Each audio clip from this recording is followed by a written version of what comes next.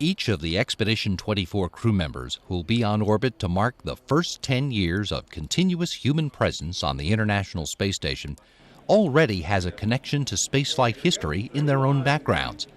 Colonel Doug Wheelock, United States Army, was born in Binghamton, New York, exactly 1 year before Alan Shepard's Mercury flight, and grew up in the nearby town of Windsor.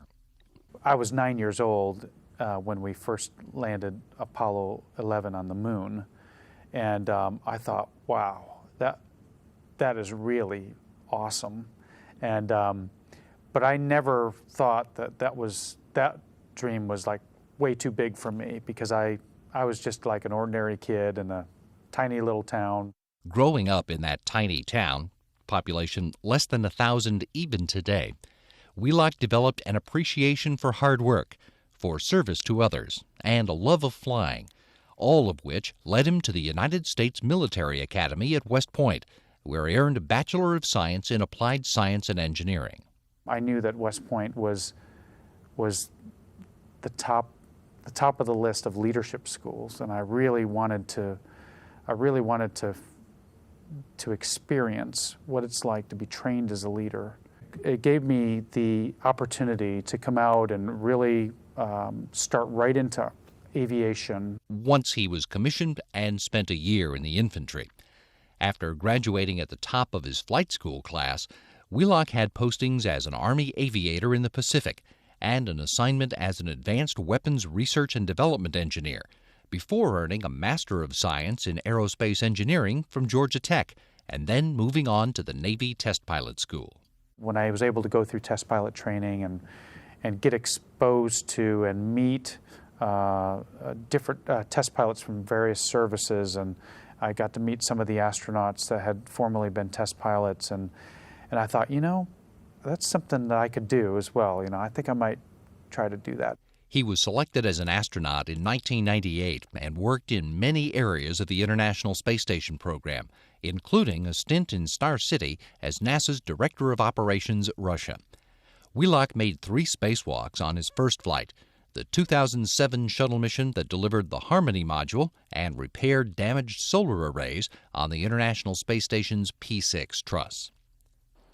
Fyodor Yurchikhin was born in the Georgian city of Batumi 1 day before the first spaceship that ever escaped Earth's gravity flew past the moon. He was 2 years old when Yuri Gagarin's spaceflight changed the world, and on his very first day in school, he had a ready answer when the teacher asked the children what they wanted to be. Like everybody in my class asked, I wanted to be goalkeeper in soccer command. He told me, goalkeeper, it's not profession. I ask you about profession. About profession, I wanted to be a cosmonaut, like everybody. He really did. And he started by choosing to attend a local school named for the designer of the early Soviet space vehicles. By the time he finished high school, Yurchikhin had decided to study engineering rather than become a pilot, reasoning that a pilot who developed health problems would be out of the space program altogether, but an engineer wouldn't. As for which college to attend, when I checked the data for all civilian cosmonauts, most of civilian cosmonauts graduated Moscow Aviation Institute. Of course, more chance to go to cosmonaut if I graduated Moscow Aviation Institute. He graduated the Moscow Aviation Institute as a mechanical engineer specializing in aerospace vehicles, and immediately started work at the Rocket Space Corporation Energia, first as a flight controller, and then as an engineer, eventually becoming lead engineer for the Mir shuttle program. In 1997, he was selected for Energia's Cosmonaut Corps, and while training for spaceflight, he also finished a Ph.D. in economics at Moscow Service State University. Yurchikhin spent 11 days in space on the 2002 shuttle mission that delivered the S-1 truss to the International Space Station, and he returned in 2007 as commander of Expedition 15, completing 3 spacewalks during that 6-month mission and pursuing his interest in studying Earth from orbit. It's ecological program, geophysical program. It's understood all problems, for example, about rainforest, fire, a big city, and how the big city killed the nature. You may see about this from space station. it's a task too. Shannon Walker is the first native of Houston to fly in space. She was born one day after Ed White became the first American to walk in space during the first spaceflight ever run by Mission Control in Houston. Growing up in the town that came to be known as Space City had an impact on her. I was quite young when we first walked on the moon. I had just turned 4, but we did watch it on TV, and I think that just set the seed right then that that would be a really interesting thing to do. And then growing up in Houston and always having the astronauts in the Johnson Space Center in my backyard, I was always aware of the space program, and so I just decided to pursue it. Walker stayed in Houston for college, earning a Bachelor of Arts in Physics from Rice University, and got her first job out of school as a robotics flight controller at the Johnson Space Center.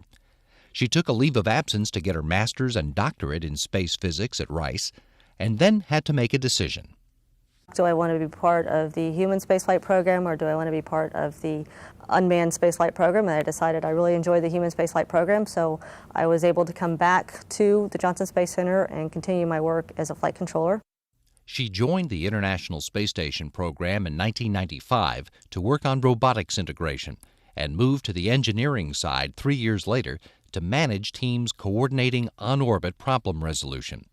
She spent a year in Moscow working with the Russian Space Agency and its contractors on avionics integration, and returned to Houston to become the technical lead for the station's Mission Evaluation Room. Walker was selected for the Astronaut Corps in 2004 to help prepare humans to someday live off of planet Earth. How do you have a life support system that can work for long periods of time and provide you with the water and the atmosphere that you need? How do you grow plants in space? Obviously, we can't keep calling back to Earth for the next pizza delivery, so we've got to figure out how to be self-sufficient off the planet, and that is what the station is giving us, that knowledge.